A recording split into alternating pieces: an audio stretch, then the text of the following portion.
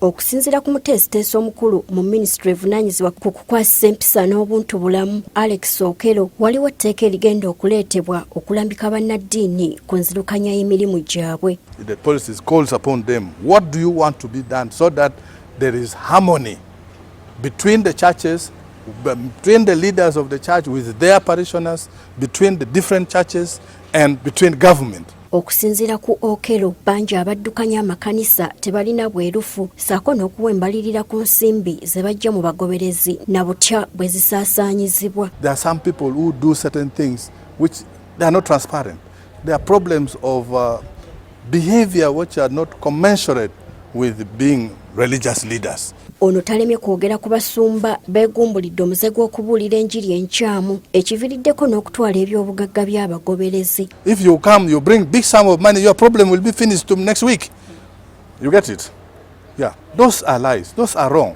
Ono abajjukizza nti omulimu gwa gavumenti kwe kukuuma abantu n'ebintu byabwe era nga gavumenti bw'eraba nga waliwo okuwaba erina okuvaayo okubalambika. And if there are anything which is affecting life and property of people under the guise of worship, that is where government comes in.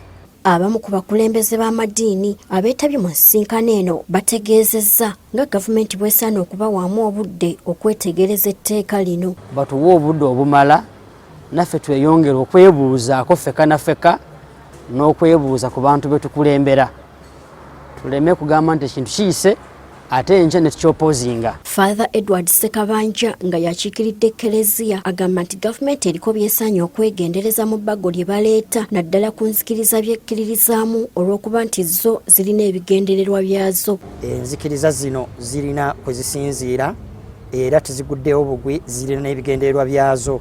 Gavumenti okubissaamu ekitiibwa n'okubawuliriza kikulu nnyo. Akulira abasumba b'abalokole mu bitundu by'e Masaka, Bishop Joseph Tumwebaze awakanyiza eky'etteeka ku buyigiriza omuntu asumba ekkanisa bw'alina okuba nabwo. Essaawa eno bw'ogamba omusumba w'ekiryambidde, bw'oyogera ku musumba w'ebukomansimbi wansi nti ateeka okusooka okumala kufuna degree mu education oba okubeera teacher oba nurse.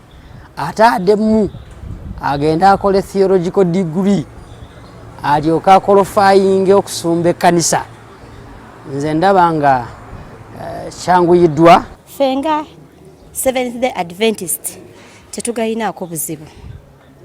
Tusomye mu polisi yonna ne tugiyisaamu nga tetulinaamu kyetugamba nti kikino ekigenda tuleetera obuzibu. Kujjako nga waliwo ekirala kye bakwese emabega ekinaleeta obuzibu maaso. Naye kye tuyinza okubaako n'obuzibu kintu ekyokugamba era kye twawulirako ekigamba nti gavumenti yakuteeka omusolo ku birabo ebisoloozebwa. Ekyo ng'ekkanisa tetuyinza kikkiriza. Oyinza okugamba nti embeera y'enzikiriza ezimerukawo buli kadde kyekiviiriddeko gavumenti okuvaayo esobole okulambika enzikiriza zino ko n'okukomya abantu abaferebwa nga beerimbise mu ddiini. Gertrude Mutyaba, Agafeeyo ku Spark TV.